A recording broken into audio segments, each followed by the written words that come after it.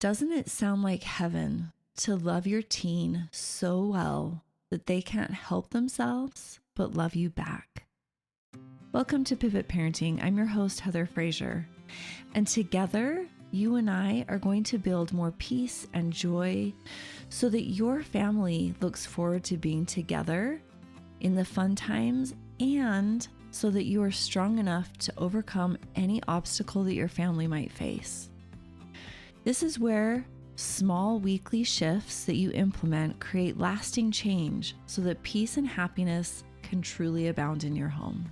Hey, my friend, welcome to today's episode of Pivot Parenting. Today is a reprise of episode 89. And this is a really important episode because I teach about rules and consequences. And this is something that constantly comes up in questions and conversations and also with my clients. So I thought that I would reprise it because it is a really old episode. So maybe you haven't gone that far back yet to listen. So here it is. I hope you're having a fantastic summer. And as always, give me a review, share episodes so that my podcast can be found more readily by parents who need it. So today, this is one of my most favorite episodes, I think, you guys, just so you know. I think it really is going to come together nicely for you. But I get a super common question from my clients, and it is, what should the rule or consequence be? And they come to me with a situation and they want to know what to do or how to punish or set boundaries or do whatever, right? Depending on the circumstance. And I like rules. And I think that as we're raising our children, they have a really valuable purpose to keep our kids safe, to teach them things that are okay and things that aren't okay, and that everything that we do has consequences, because it does. And if we don't teach our children rules and consequences, the school system does, and then the judicial system does, and it just doesn't end as well. It's much better if we can do that in our home, if possible. And I'm going to give this somewhat of a religious spin. As a Christian, I like to liken things to Christ. And so I will be doing that in this episode a little bit. And I will try to balance it out. But I think the best set of rules that we've been given as humans was in ancient times. We had the 10 Commandments, and then Christ came and he fulfilled the law of Moses and gave us the higher law. That this plays in really well with what I want to talk about today. Because since the beginning, if we look at Mosaic law, the 10 Commandments, we have had boxes to check. A to-do list of sorts to feel like we're doing a good job, or that what we're doing or how we're behaving is acceptable to God, that we're acceptable to God. So Jewish law had how many steps you can take on the Sabbath, or who you could be friends with, all of the 10 Commandments, right? Don't murder, don't steal, don't covet, keep the Sabbath day holy, honor your parents, all that business. And we have modern boxes that we like to check. And in our church, in the Church of Jesus Christ of Latter-day Saints, that's my church, we have, for the strength of youth, for our kids, the word of wisdom, which is just some guidelines and rules on what we should eat and drink. If you aren't a member of my church, we don't drink coffee, we don't drink alcohol, we don't smoke cigarettes, that kind of business. Okay? So these are modern boxes, kind of like the 10 Commandments, right? And we have non-religious or non-Christian based examples of this at all as well. And some people like to call these traditions. So how to set a table, for example. And I have to say that this one is definitely getting a little more loose. It was a while ago, but on my Instagram story, I put a poll of who sets a table and who sets it out buffet style. I have a huge bar, so I just put all the food out and people walk through. I was actually surprised at how many people responded and said they still set a table. I did that as a little girl. I have not done it since. And I've even noticed as we go to restaurants and things that those rules of silverware and all that kind of stuff, there's a lot more room for interpretation than once there was. But I digress. What is appropriate to wear to certain events, that could be a tradition right?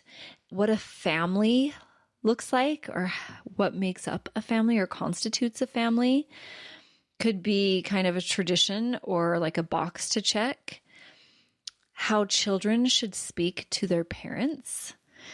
I know that as our oldest began her teen years, she decided that she should call my husband and I Heather and Shane, because those are our given names.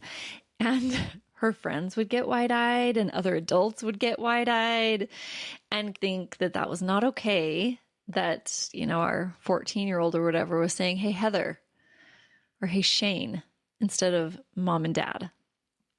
She doesn't really like to check boxes, so it made sense that she would call us by our first names. Basically, all the manners and social etiquettes, rules that we have just because they were our rules as well. In our house, a lot of the same curfews I had growing up, I just established for my kids. Car rules, dating rules, grade rules. Who handled any of these rules like their parents handled it with them? Do you have the same grade policy, or like me, the same curfew policy, or rules about the car or dating, right? A lot of times we just rinse and repeat what seemed fine as we were growing up. And these are all boxes, meaning they're actions that we take or avoid taking. They're external. They can be seen. And nothing's wrong with them. We need these things to be a functional society. They can be super helpful. But have you ever leaned against or sat on something that you thought was solid and then it's not, and you like tip over or fall or slide? It's kind of like, oh, that looked solid, but there's not really a lot of substance there. These boxes or social norms can definitely be helpful and good, but sometimes they can cause problems. And that's when they don't have the weight of a solid principle backing them up, so that when you lean on these boxes, they support you rather than give way. And our kids, you guys, I don't know if your house is like mine, but they push like crazy on all of these rules or boxes to check to see what holds water, to see what, when they push, stays, or if it folds. And they don't just comply because. That whole because I said so thing, I don't know about you, it doesn't hold water with my kids. It doesn't hold water with my clients' kids. And I have to say, I like that, because this is beautiful. It forces the evolution of parenting. When we question rules, when we question traditions or customs, it opens up a way to understand the principle behind why we're doing it. This is actually exactly what we want our kids to do, because that means that they're thinking, not just taking everything for surface value. They're really thinking about it and they want to understand. And maybe sometimes they're hoping that it doesn't hold water, so it will cave because they don't like it. That's okay. This is basically the teen version of when like your 1-year-old walks around following you all day. What you doing? What you doing? Why? Why? Why? Do you guys remember those days when the toddlers would just follow you around incessantly, like asking you a bajillion questions? I don't know if your kids did that. Some of mine did. But this is the teen version of that. So there's nothing wrong with them pushing against everything, because they're trying to figure out what works, why it works, if they want it to work, if it could work better. Blind obedience to social or religious norms, it only creates shallow allegiance, super superficial, very basic, because there's no depth. We want our kids to embrace social and religious values on a deeper level. This means that they have to understand on a deeper level. Then they are able to shift norms that don't hold water because they understand what's going on below the surface. Now, I grew up in the 80s and 90s, and I'm not going to say society right now is anywhere near perfect. But many of the things that we're still talking about, such as kindness to the LGBTQ community and racism and all of those different things, they have shifted in a more Christ-like, accepting, loving way. And if you don't believe me, go back to maybe your parents' or grandparents' generation, right? Because people were pushing against rules and systems and societal norms to see what holds water and to see if the values behind them are something that they like. That is what causes all of these shifts in society for the better. Our kids, they don't just want the superficial obedience. They're super smart. They need the internal substance. They need the principle or the knowledge of their own. They need to know how and why it works. So let's look at an example of this. Let's say that the rule for your 15-year-old is a 10 p.m. curfew. Why? Why do you have that as a curfew? Could be that your city says 15-year-olds have to be in by that time of night, and so you want to follow the law. It could just be general safety at night, getting enough sleep. Or was it just that's what your curfew was and you don't have another reason?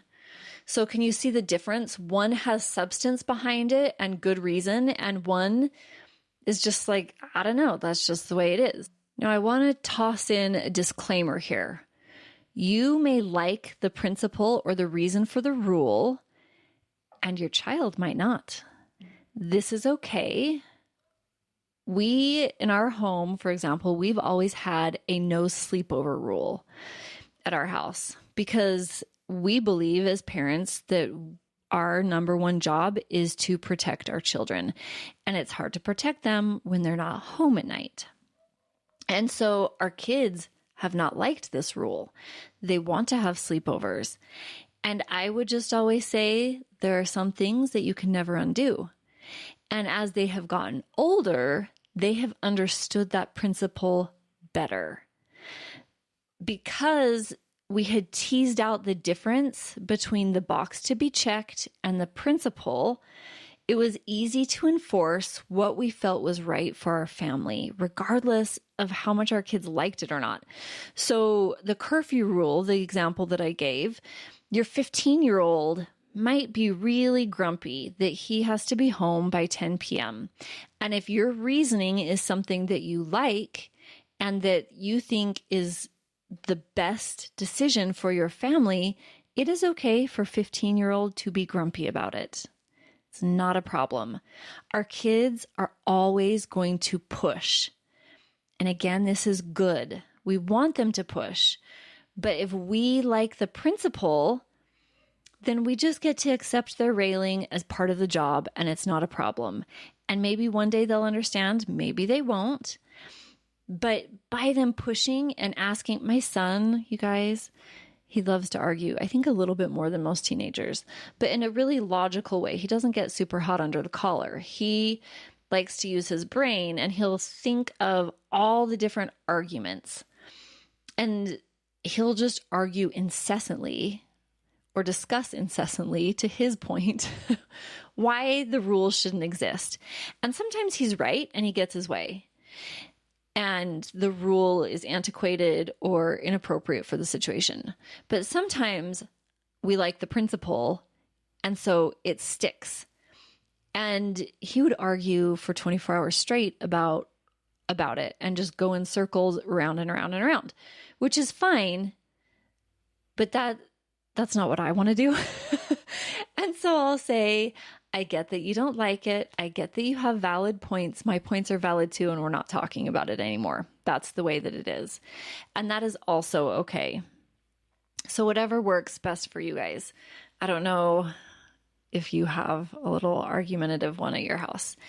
But when we focus on the boxes, which again are the things that are visual, that are seen, that we're either doing or avoiding doing, we aren't paying as much attention to who we're being. We're usually a little more focused on our own judgments, or that of others that they've either told us or we're guessing.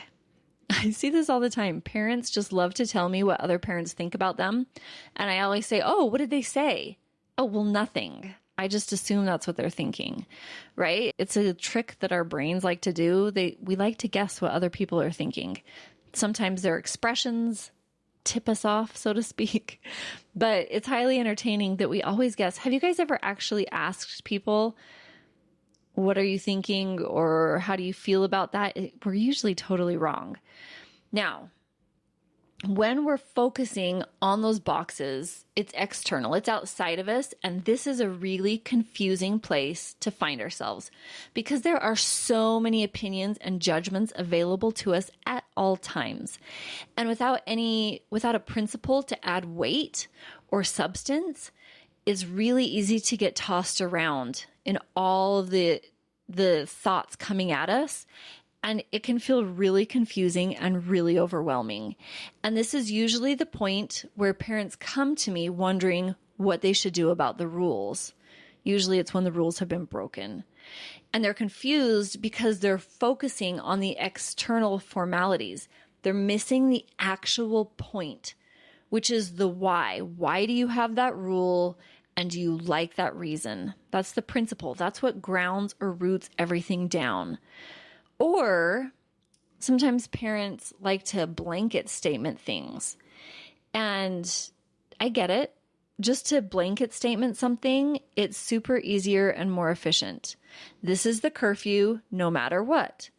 These are our expectations, no matter what. Like, you need this grade point average, or you have to have this many hours at work, or you have to play in so many sports. But no, you guys, I'm going to say something that you probably aren't going to like. Rules are actually meant to be broken. Sorry, but they are. What if your kid has a job, or they're an athlete and the team doesn't get home until later? Do they get to break curfew for something like that? What if they get suspended for fighting, but it was in defense of another student or another person? And yeah, they got tangled up in the drama, but really what they were doing was really heroic. Does that make sense? So we can't ever blanket statement things because there are always exceptions to every rule. Even murder. Did you guys know that you can be called a hero for killing in defense of your country and your family? Kind of crazy, right? Another common error that I see parents make when it comes to rules is one extreme or another. Really black and white thinking. Either I'm really strict or a total doormat. Also, no.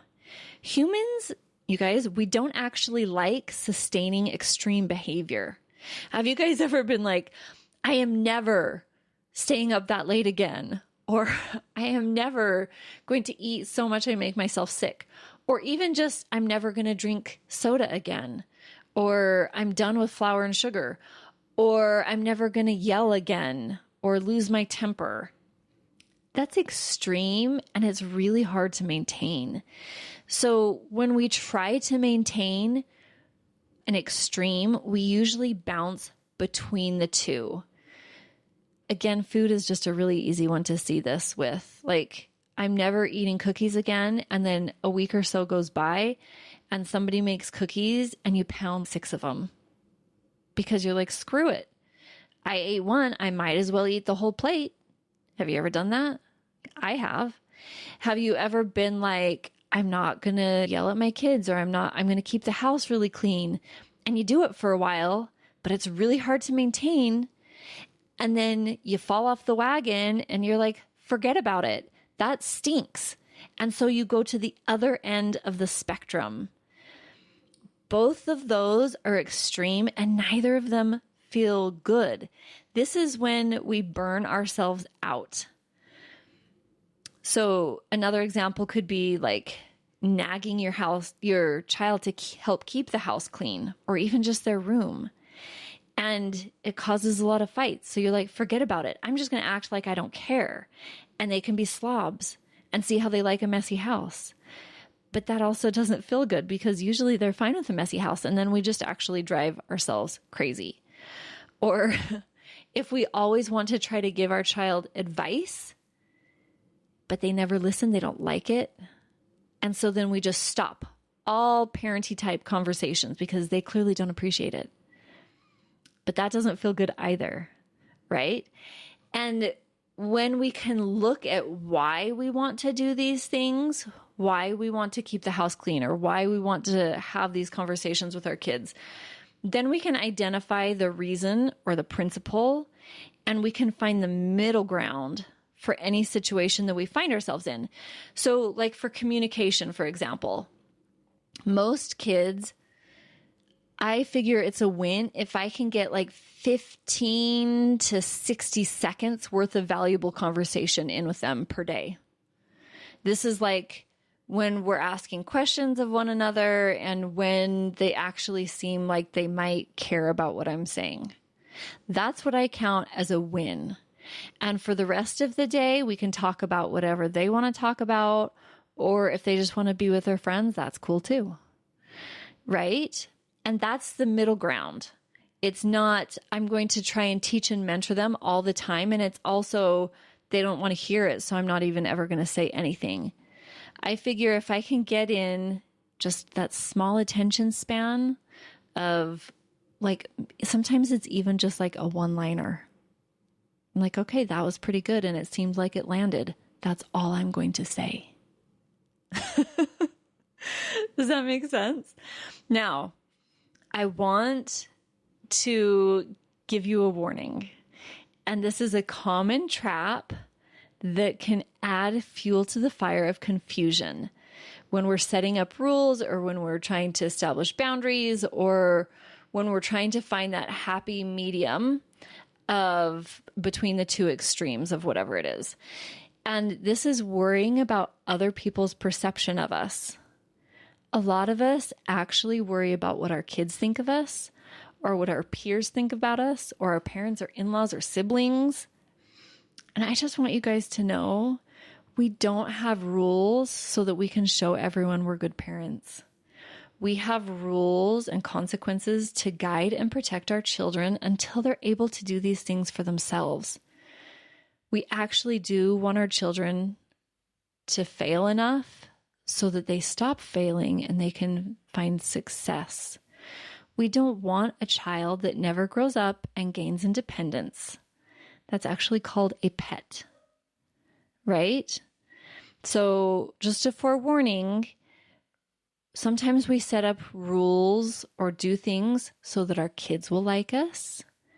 We don't need to worry about their perception of our parenting.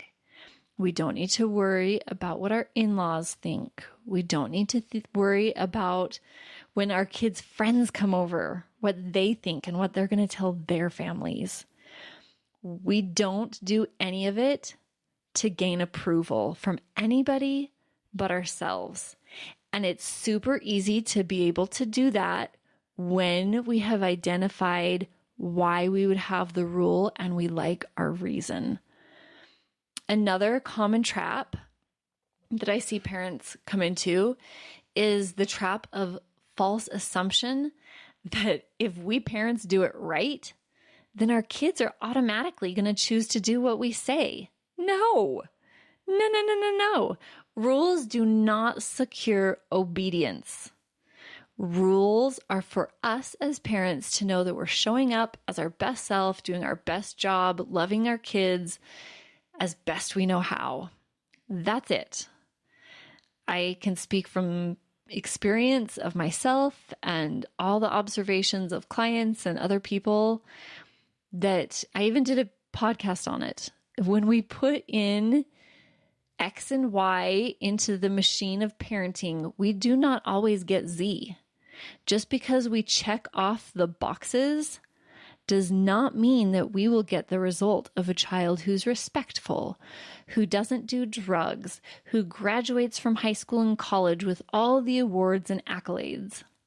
Now that might happen, and that's awesome, but it's not because of you as a parent. It's because that's what that kid decided to do, right? We cannot take credit for their disobedience or their obedience because then we're just discounting their agency.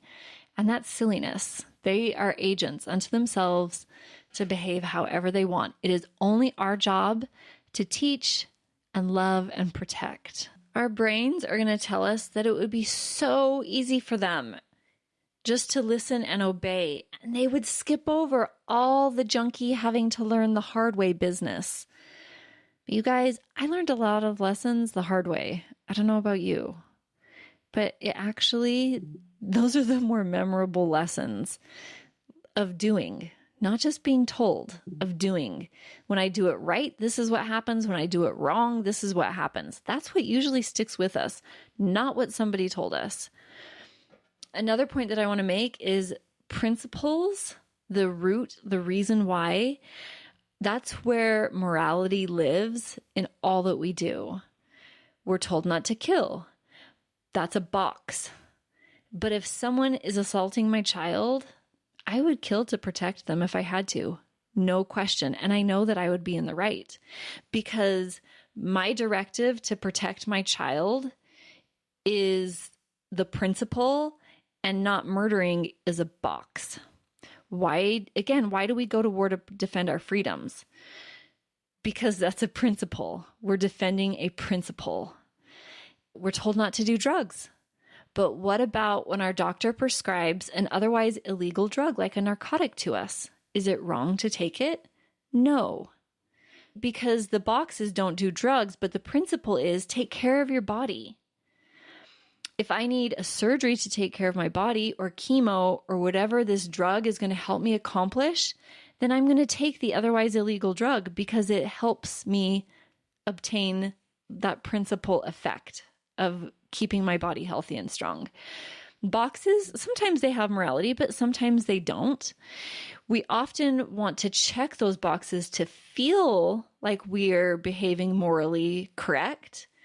But again, this is superficial and based on what is seen. It is a house of cards if we are just checking boxes without having the substance of principles behind it. And when the wind blows, the cards fall down. Now, not letting your teen wear clothing that you think shows too much skin, but then sexually abusing them, for example. I know that's kind of extreme, but that's checking the appearance box, but you're not following the principle of why you might have that rule. Does that make sense? And in fact, for our girls especially, we have a lot more boxes around appearance. And we might say this is to protect them from being objectified. So don't wear too much makeup or show too much skin. High heels are too sexy, all that kind of stuff. But this is actually objection on the other side of the coin.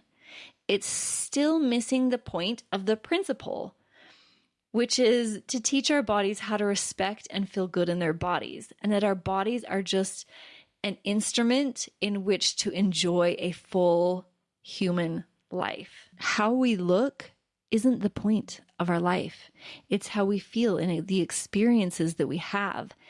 And when we go to one extreme or the other of don't show all the skin you want or don't show too much skin, either end of that, it's objectification.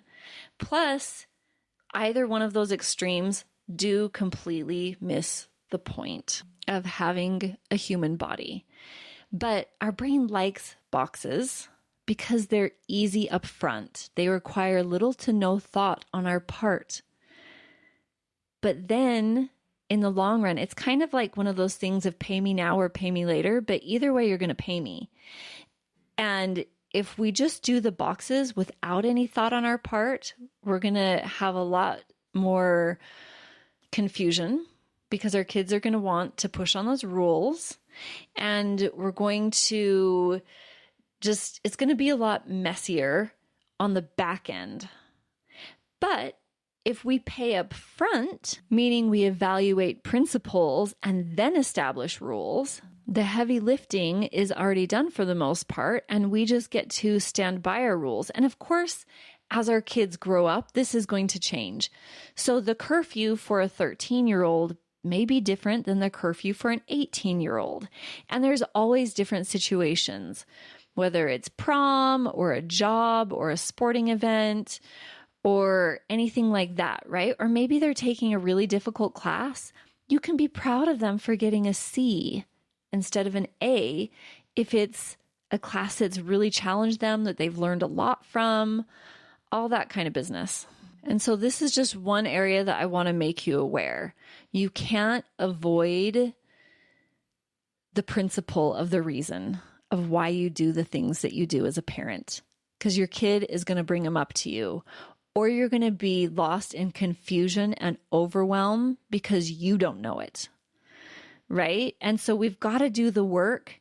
I invite you to do it sooner rather than later, because when we can clean up the reasoning behind everything that we do, then it just becomes so much clearer as to what can be discarded or done away with, or what needs a little bit of alteration, or what we want to keep. And then when our kids come and push and lean on us, then we have good answers. Even if they don't like them, if we like them and think that they're a valid answer, then we've done the important work. I want to point out as well that, like I said, it's in the principle where morality lives, good and evil, right and wrong. And it's not necessarily the boxes, but sometimes it is in a box, right? Sometimes it is in the actions that we take, but never completely.